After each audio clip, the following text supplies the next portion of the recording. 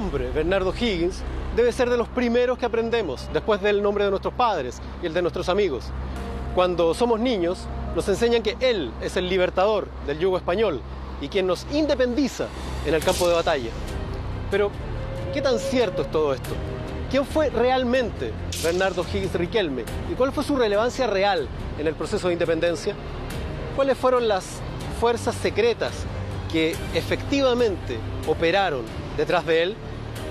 ¿Quién fue realmente el libertador de Chile? Creo que nos vamos a sorprender.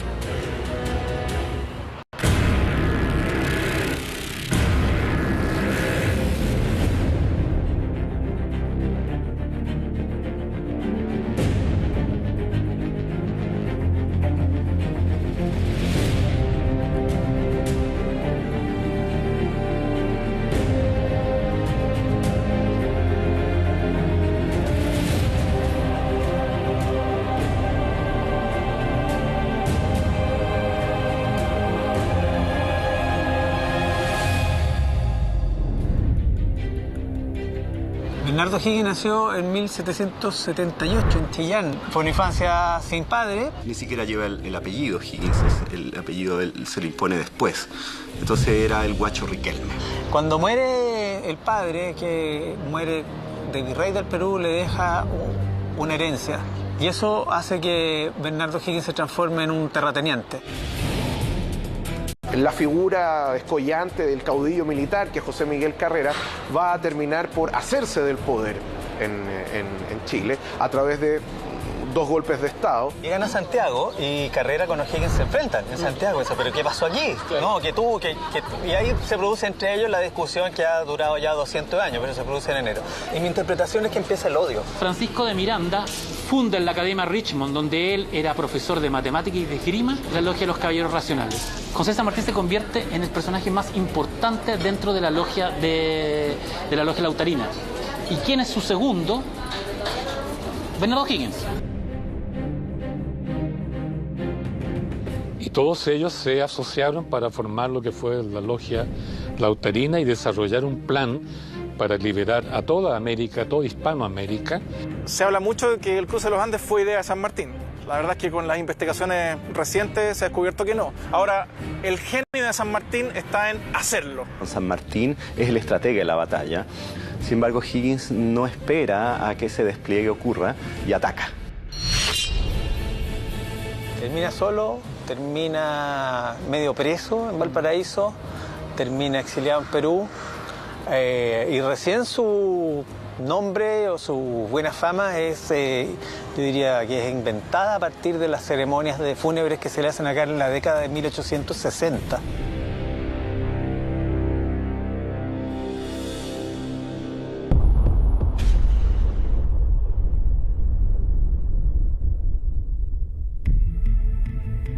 Lo que nos enseñan de Bernardo Higgins es que fue el gran caudillo que guió a nuestro país hacia la independencia. Pero, ¿cuál fue su origen? ¿Cuál fue su infancia? ¿Cuáles fueron los factores que terminaron por determinar su personalidad? Bernardo Higgins nació en 1778 en Chillán, hijo de una señorita de 18 años que era soltera y de la persona más poderosa de la región de entonces, que era como el jefe militar de todo esto, que se llamaba Ambrosio Higgins, que era un irlandés que servía al virrey acá en Chile. Fue una infancia sin padre, porque no podía el padre decir que el hombre existía, que el niño existía. Todos los altos funcionarios del rey no podían casarse con criollas, ni formar familia, digamos, criolla. Su mujer, digamos, tendría que ser o española o de otro país, digamos, pero no con criolla. Entonces, cuando Ambrosio Higgins tuvo esta aventura, digamos, con doña Isabel Riquelme, Ignacio Higgins, él no podía reconocerlo como hijo, ni integrarse con doña Isabel como familia. Eso explica por qué ella quedó sola por un lado con Bernardo Higgins y él por otro. Ni siquiera lleva el apellido Higgins, es el apellido de él se lo impone después. Entonces era el guacho Riquelme, ¿no? y en esa condición él debe pasar su infancia. Esta circunstancia habría generado en él una inseguridad básica, ¿no? Y esa inseguridad básica lo habría acompañado a lo largo de toda su vida y lo habría obligado a moverse entre estos dos extremos, ¿no? De la timidez y el retraimiento por un lado y de la exaltación por otro. Él es educado en un establecimiento que es raro para una persona que podríamos considerar de la élite provinciana en esa época, que es en la escuela para hijos de caciques, en la zona de Chillán. Es una escuela donde se educaban los hijos de caciques mapuches de la frontera, como una manera que tenía en esa época la corona, ¿no? No olvidemos que O'Higgins nace bajo el dominio español, para formar e influenciar a los hijos de los jefes indígenas de la frontera en esta escuela regentada por sacerdotes, para evangelizarlos, para darles las primeras letras y para crear una suerte, digamos, de conexión entre estos futuros jefes y la corona. Los curas franciscanos que lo educaron también le manifestaban ese desprecio por ser un hijo ilegítimo. Sus compañeros huincas lo trataban como un ciudadano de segunda clase, que es un tema que él sufrió durante toda su vida y que tiene mucho que ver con su carácter y con ese cierto resentimiento que tenía. De alguna manera O'Higgins es el primer gran resentido de Chile. No tuvo lo que podríamos llamar una buena educación, porque no se consideraba una escuela para indígenas un lugar donde debiera formarse un muchacho de la élite local. Ahora bien, gracias a eso, O'Higgins tuvo una relación muy estrecha con el mundo mapuche y aprendió, entre otras cosas, el mapudungún. Y eso se vio a lo largo de su vida. Y posteriormente, en los intentos de vincularse con su padre, finalmente, Ambrosio, que a esas alturas había ido de Chile y era el virrey del Perú, o sea, la máxima autoridad de la corona en todo el continente, no lo reconoce, sin embargo, le financia sus estudios en Inglaterra. El viaje que emprende O'Higgins a Inglaterra lo prepara en diversas disciplinas. En Richmond ingresa a la Academia Católica, donde conoce un personaje fundamental, Francisco de Miranda, un hombre que no solo cambiará la vida de O'Higgins, sino prácticamente la de todo un continente. Francisco de Miranda funda en la Academia Richmond, donde él era profesor de matemática y de esgrima, la Logia de los Caballeros Racionales, en la cual tiene un montón de alumnos jóvenes, la mayoría latinoamericanos. Está Sucre, está Bolívar, no está San Martín entra después. Hay algunas versiones que lo apuntan ahí, pero entra después. Y está sobre todo el joven Bernardo O'Higgins, que es enviado a Londres a estudiar idiomas y aprender técnicas guerreras por su padre, el virrey Ambrosio O'Higgins. Y es una etapa formativa desde el punto de vista intelectual, pero también político. No hay que olvidar que estas estancias son hacia fin del siglo XVIII, principio del XIX, que es una época revolucionaria, ¿no? El estallido de la Revolución Francesa y una época de gran agitación ideológica, política y también militar. Y ellos se forman en esa experiencia. Se forman como ideólogos, como políticos y también como militares. Este grupo de discípulos de Francisco de Miranda comienza a impregnarse del concepto independentista que este mentor había adquirido del ideario político liberal norteamericano. Para ello, forman una sociedad secreta, juramentada para conseguir la independencia de América, pero no democrática. Aunque usted no lo crea, la idea que rondaba a San Martín, Francisco de Miranda y otros era convertir a América en una monarquía con un príncipe inglés o eventualmente inca.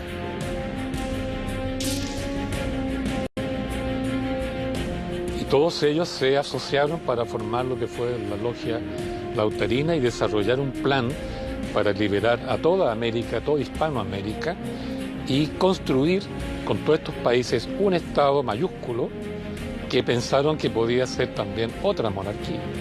La Logia Lautarina, que ya está armada a finales de 1700 en Londres, se traslada a la ciudad de Cádiz, en el sur de España, en un puerto, donde se muda Francisco de Miranda, y ahí entra José de San Martín. José de San Martín se convierte en el personaje más importante dentro de la logia de la Logia Lautarina. ¿Y quién es su segundo? Bernardo O'Higgins. Y de hecho Bernardo O'Higgins es la segunda persona más importante dentro de ya la Logia Lautarina cuando comienza a estructurarse. ¿Qué pasa después de Cádiz? todos estos personajes vuelven a Latinoamérica. Algunos en Venezuela, otros en el Alto Perú, actual Bolivia, otros en el Perú, otros en Colombia. Y en el caso de O'Higgins y San Martín, de los grandes hermanos de la logia, se establecen en Buenos Aires, en Mendoza y en Santiago de Chile.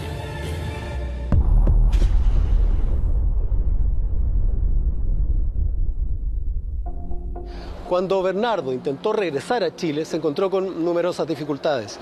La guerra entre Gran Bretaña, su lugar de residencia, y España, prácticamente los dueños de Chile, le produjo problemas. En paralelo, la correspondencia que su padre, Ambrosio O'Higgins, virrey del Perú, tenía con el tutor de Bernardo, revelaba ciertas actividades subversivas de su hijo, lo que les produjo desencuentros y peleas importantes. Cuestión que no se pudo resolver, porque cuando finalmente Bernardo regresó a Chile en 1802, su padre había muerto un año antes. Cuando muere el padre, que muere de virrey del Perú, le deja una herencia bastante grande, que es una hacienda que está cerca de Los Ángeles, que se llama Las Canteras. Y eso hace que Bernardo O'Higgins se transforme en un terrateniente, que era lo que no tenía, porque estaba medio condenado a la pobreza. Y ahí empieza a participar en política y le toca todo el tiempo de la revolución. O'Higgins, cuando regresa a Chile desde Europa, desde Inglaterra, se vincula con Martínez de Rosas, que era un líder político de Concepción. No hay que olvidar que O'Higgins era de Chillán, más o menos de la misma zona. Y Martínez de Rosas fue uno de los primeros revolucionarios chilenos. Martínez de Rosas era un sujeto ilustrado que influye en la primera Junta de Gobierno y es fundamental para la instauración del primer Congreso Nacional. En ese sentido, Martínez de Rosas es el gran personaje de la primera etapa de la independencia y O'Higgins es algo así como su ahijado político. Estamos en la Plaza de Armas de Santiago de Chile. Este lugar, hace un poco más de 200 años, hervía con rumores sobre la invasión de Napoleón Bonaparte a España, la dueña de todo esto. Incluso su brillante campaña militar culminó con la detención y captura del rey Fernando VII, el rey de la península. Este hecho desataría un conjunto de fuerzas que permanecían relativamente ocultas entre la población, llevando eventualmente a prácticamente todo el continente a su independencia.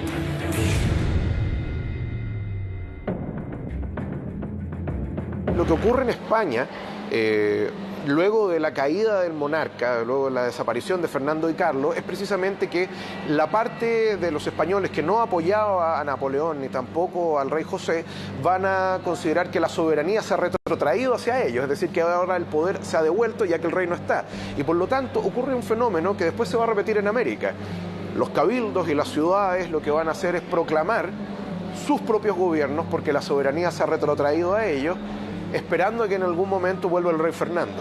Y eso es lo notable, porque lo que va a ocurrir a partir de 1809 es precisamente que se crean juntas de gobierno porque faltando el rey, el poder se ha devuelto al pueblo. Eventualmente en 1810 ocurrirá lo mismo en Caracas, en Buenos Aires, y eventualmente en Ciudad de México y en Santiago de Chile. En el periodo de la independencia, comienzo del siglo XIX, tenemos ahí dos problemas de fondo. Uno que es la ruptura con España, en tanto y en cuanto España tenía un ejército instalado en Chile, ¿no? Pues romper con la corona española que estaba en España, eso no era problema. Pero deshacerse del ejército local, sí. Y esa es una fase de la independencia que yo creo que hay que considerar para evaluar el rol efectivo de O'Higgins en eso. Pero hay un segundo proceso tal vez más importante que lo anterior, porque si tú te independizas es porque quieres construir un Estado independiente. Entonces, tan importante como deshacerse de los soldados españoles era construir el Estado independiente. Entonces, teniendo claras estas dos partes, ¿cuál es el rol que cumplió Bernardo O'Higgins? Quizá ahí también podríamos dividirlo, ¿no? En lo que conocemos como Patria Vieja, el proceso carrerino, y en la Patria Nueva, que es esta invasión a partir del Ejército Libertador de los Andes. Si uno examina más o menos objetiva y fríamente, militarmente, el periodo de la Patria Vieja, uno se da cuenta rápidamente que ni el general Carrera ni el general O'Higgins demostraron sapiencia militar. capacidad estratégica, incluso táctica para poder moverse, ¿no? O'Higgins se forma militarmente en terreno, por así decirlo, en el oficio. Y no se le considera un estratega militar, no tenía esa formación, ni parece que tuviera tampoco ese talento. Sin embargo, se elogiaba mucho su coraje, su valor en batalla. Valentía que rayaba en lo absurdo, en lo demencial, en lo loco, era un loco. Realmente sin miedo a la muerte, casi irresponsable con su vida y con la de los inquilinos que peleaban con él. También todo el mundo coincide en que siempre fue un general que peleaba hombro a hombro con sus hombres, lo cual es bastante impresionante en esa época porque estos son ejércitos de inquilinos, es decir, el patrón del fundo es el que va con sus inquilinos a la batalla. Y mientras los otros patrones del fondo se quedaban mirando un poquito más atrás, Bernardo O'Higgins peleaba siempre de frente. Cuando se forma la Junta Nacional de Gobierno el 18 de septiembre de 1810, no fue para independizarse de España, sino para cuidar los intereses del rey de España mientras volvía al poder. Pero aparece Carrera y decide que hay que radicalizarse, da un golpe de Estado e inicia un proceso de independencia total que culmina con lo obvio. España manda tropas para aplastar a los patriotas y se desata una guerra contra el imperio. Los españoles desembarcan en el sur y comienzan a avanzar hacia Santiago sin ningún freno. Carrera va a ir hacia el sur también con el ejército y va a ser derrotado en varias ocasiones. Eventualmente O'Higgins es llamado a encargarse del ejército precisamente ante los fracasos de Carrera.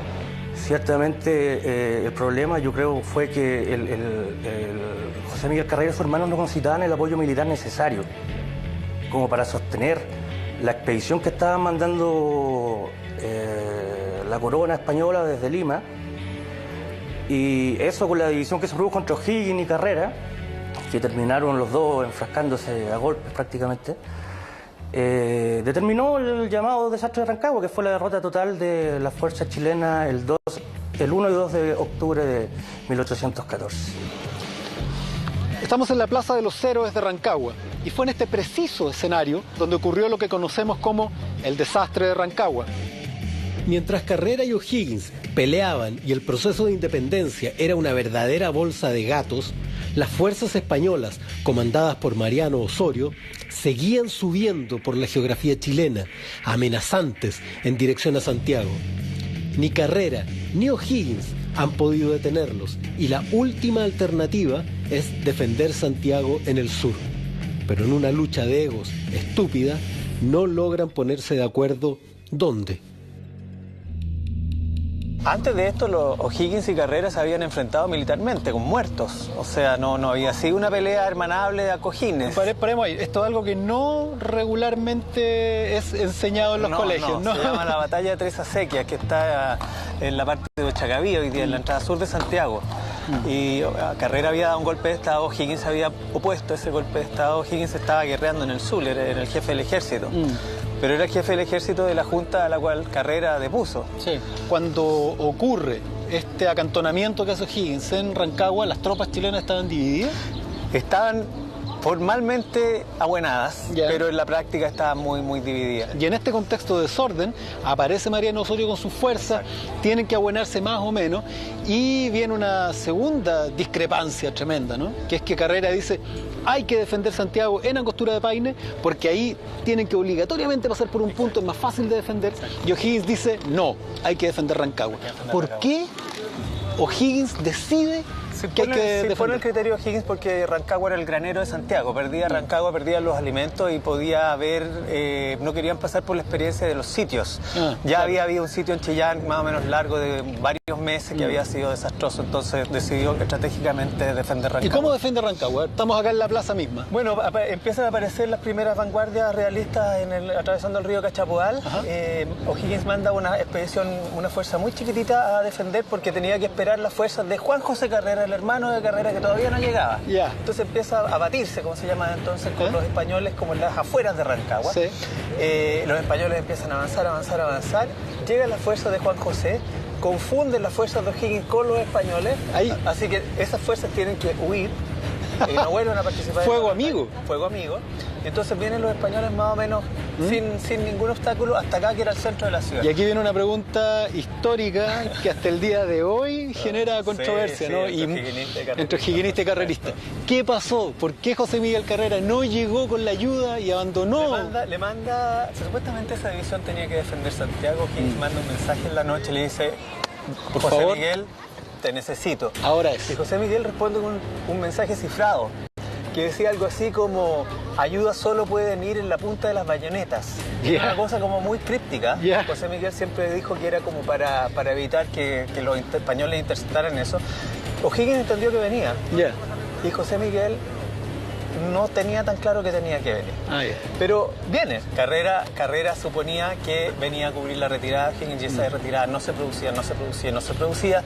Y O'Higgins esperaba que Carrera entrara a auxiliarlo y que lo ayudara del norte con la barricada que está allá. Tratemos de ser ecuánimes para seguir adelante y digamos que esto fue un tremendo malentendido. O'Higgins no entendió que tenía que retirarse. En los casos sería un tremendo malentendido entre los dos.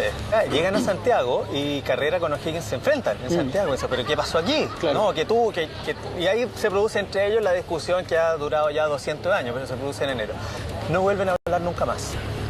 Tras la absoluta derrota del ejército independentista en la trágica batalla de Rancagua, no solo las milicias patriotas deben huir hacia Mendoza, sino familias completas que habían apoyado el proceso deben escapar con lo poco que podían llevar en sus brazos, cruzando los Andes. El sueño de una república independiente había fracasado estrepitosamente, al menos por el momento. La garra del Imperio Español se cernía sobre Chile en un gobierno duro, de violencia, exilio, fusilamientos y mucha represión. Una buena parte de las fuerzas chilenas huyen a Mendoza y se reorganizan ahí necesariamente bajo el alero del gobierno de las Provincias Unidas del Río de la Plata. No podía ser de otra manera. Y es ahí donde entra en escena San Martín, que tenía un plan de consolidación de la independencia argentina a través de la liberación o independencia de Chile y finalmente del Perú. Entonces, para aquellos chilenos exiliados que pretendían seguir en la lucha por la independencia de Chile, no les quedaba otra que vincularse con San Martín. El plan de San Martín en realidad era un plan plagiado de los británicos, conocido como el Plan Maitland. Los británicos hacía bastantes décadas que tenían la intención de conquistar alguna porción de Sudamérica, arrebatándoselo a la corona española. Y de ahí hay dos planes fundamentales, uno del siglo XVIII, 1783, si no me equivoco, que hablaba de conquistar Chiloé y establecer una cabeza de puente para subir después hacia el norte. Y el otro era el Plan Maitland, que era un plan considerablemente más ambicioso, que hablaba de desembarcar en Buenos Aires, digamos, en lo que era la zona del Virreinato del Río de la Plata, para luego asegurar el virreinato, cruzar hacia Chile y luego de haber tomado posesión de Chile, avanzar hacia el norte en demanda del Virreinato del Perú. Ahora, el punto es que San Martín no es el creador del plan, pero tuvo la genialidad de llevarlo a cabo. Exiliados en Mendoza, Carrera no tolera subordinarse a San Martín. La independencia de Chile solo podía pasar por su proyecto personal. San Martín lo toma prisionero y lo manda a Buenos Aires. El argentino, que necesita un rostro chileno para la invasión que prepara hacia nuestro país, claramente prefiere a un O'Higgins más opaco, callado, dócil y subordinado que el líder nato y revoltoso que era Carrera. Carrera es lo que podríamos llamar un díscolo, ¿no? Carrera tenía un proyecto propio, muy vinculado con su familia y con cierto sector de la élite chilena, patriota. Y dentro de esa circunstancia, San Martín ve que O'Higgins es un mejor candidato para esa alianza porque está más dispuesto a seguir sus planes. Carrera no. Cuando sobreviene el desastre de Rancagua, Carrera intenta continuarlo, ¿no? Y él cruza los Andes, pero no como hace O'Higgins para sumarse a San Martín, sino que en otra dirección. ¿Qué es lo que hace? Bueno, no hay duda que Carrera tenía un genuino interés en la liberación de Chile y la ruptura de relaciones con España. O sea, de que era patriota, era patriota. Otra cosa es que fuera demócrata o no fuera demócrata, ¿no? Entonces, en función de ese interés patriótico, digamos, él por distintas razones no se entiende con San Martín y con O'Higgins, e inicia un viaje a Estados Unidos para abrir otros frentes, digamos, y posibilidades, y traer de allá ayuda, considerando que Estados Unidos era una república independiente, liberal, qué sé yo, etcétera, etcétera. Entonces, él va, como sabemos, le va bien, trae, creo, 3 o 4 barcos, no me acuerdo, con pertrechos y toda clase de ayuda militar. Y el problema es que llega a Buenos Aires y allí, bueno, le requisan los barcos y lo dejan prácticamente sin nada. Por instrucción de San Martín. Por instrucción de San Martín. Exacto. La figura de José de San Martín ha sido una víctima de la enseñanza de la historia en nuestro país. Su rol ha sido subvalorado y minimizado frente a la figura y la sombra del que sería nuestro verdadero libertador, Bernardo O'Higgins Riquelme. Sin embargo, este rol secundario que le asignamos no resiste ningún análisis serio. San Martín no solo tuvo un rol clave, sino que fue un protagónico principal en el proceso político y militar que culminó en la independencia de nuestro país.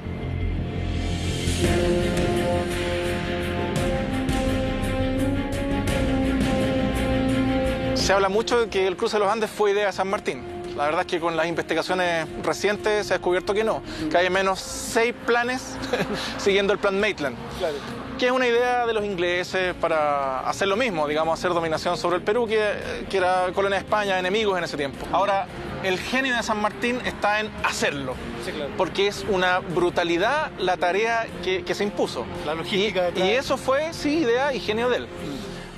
¿Y en qué lo oyó O'Higgins? Bueno, eran amigos. Entonces, deben haber compartido mucho. Y de ahí, oye, como amigo necesito a alguien de confianza para que me ayude a entrenar a esta gente y después que me ayude logísticamente en el cruce. Porque no era solo O'Higgins, había un montón más. Entonces, sí, como nos enseñaron hace algunos años atrás de que este es un cruce que organizó O'Higgins con San Martín, la verdad es que la labor de O'Higgins es harto menor respecto a lo que hizo San Martín. Sin quitarle importancia a los chilenos que participaron. Si bien en el cruce... Pero eran muy pocos. Muy pocos. El contingente oficial, las cifras todavía están en discusión, pero más o menos 7.000 efectivos, de los cuales menos de 100 son chilenos. Pero fundamentalmente la organización del Ejército Libertador, que se llamó después, fue obra del general San Martín y de los recursos argentinos que él acopió para formar este ejército, con tropas argentinas, oficiales argentinos, y no está de más decir que fue un conjunto también de oficiales ingleses. Ellos se van a plegar a este ejército también. En consecuencia, el ejército que se forma ya no fue obra de O'Higgins. Fue San Martín el que organizó a Mendoza como un gigantesco proyecto militar. Creó laboratorios de armas y explosivos, talleres textiles para la fabricación de uniformes, construyó enormes campamentos de instrucción militar, diseñó artefactos para el transporte de agua y alimentos deshidratados que se activaban con agua caliente, sistemas de poleas y herramientas para el traslado de cañones por desfiladeros y cumbres. Cuando todo estuvo listo, habían de 5 a 7.000 hombres equipados, 10.000 mulas cargadas, 600 cañones, carpas, proyectiles, balas, granadas, comida y todo un complejo sistema de organización y labores designadas. Cuando el 5 de enero de 1817 el general San Martín levantó una bandera albiceleste y gritó la orden, una enorme maquinaria de soldados, mulas, caballos, cocineros, niños, ayudantes, esclavos, enfermeros y toda una ciudad se puso en movimiento. Se hizo a los cerros como una marea demencial. Sí, porque cruzar los Andes con un ejército era la idea de un loco en esa época. Cruzar, subiendo y bajando cerros durante un mes a 4.000 metros de altura, con temperaturas diurnas de 35 grados quemantes y nocturnas de congelados menos 10 grados, era la idea de un loco que se estaba jugando el destino de América en una sola, gigantesca y demencial jugada. ¿Murió gente en este recorrido? Sí, hay al menos 21 bajas registradas por congelamiento. Hay una baja registrada en los documentos que he investigado por caída de mula, que quedó, digamos, paralizado porque se fracturó la columna. Es que debe haber sido un poco intimidante. Estamos hablando que en este sector, la cordillera de los Andes, tiene el mismo ancho geográfico que la quinta región, más o menos. La columna de los Patos se desplazó más de 390 kilómetros, acarreando cañones, municiones, fusiles. Entonces, obvio que es intimidante. Tras días soportando bajas temperaturas, hambre y la rudeza de un recorrido interminable, atravesando la cadena montañosa más larga de la Tierra, San Martín sufre. Es un enfermo crónico de reumatismo y úlceras estomacales muy dolorosas. Debía drogarse y en algunos tramos ser incluso transportado en camilla. Aún así, logra reponerse a sus dolencias y entra a Chile a enfrentar a las tropas realistas de la corona española. Esas tropas, cuyo comandante en jefe era San Martín, con un segundo general que era O'Higgins, entran precisamente en Chile y el ejército avanza desde el norte de Santiago rumbo a Aconcagua para encontrarlos y se encuentran en Chacabuco, donde finalmente se va a dar esta batalla el 12 de febrero de 1817. San Martín es el estratega de la batalla y la concibe de cierta manera en la cual la tropa de O'Higgins debía esperar a atacar hasta el momento que la tropa de otro oficial debía estar en cierta posición. Sin embargo, Higgins no espera a que ese despliegue ocurra y ataca. Y ese ataque, al parecer, estuvo a punto de provocar un desastre. San Martín y los propios chilenos de Santiago tienen claro que es una invasión argentina. El parte que envía San Martín al presidente de las Provincias Unidas de La Plata en Buenos Aires dice textualmente: Excelentísimo señor, una división de 1.800 hombres del ejército de Chile acaba de ser destrozado en los llanos de Chacabuco por el ejército a mi mando en la tarde de hoy. Lo que va a ocurrir al término de ella es la victoria de las armas patriotas, eventualmente el retiro del ejército español hacia el sur, fundamentalmente a la zona del Maule, luego a Concepción, donde tenía un grueso de reserva mucho más importante, mientras que las tropas de O'Higgins entran a Santiago, son recibidas por el Cabildo en una organización que se llama la Junta de Corporaciones, que era Cabildo más todas las instituciones, y esa Junta de Corporaciones le ofrece el cargo de director supremo a José de San Martín.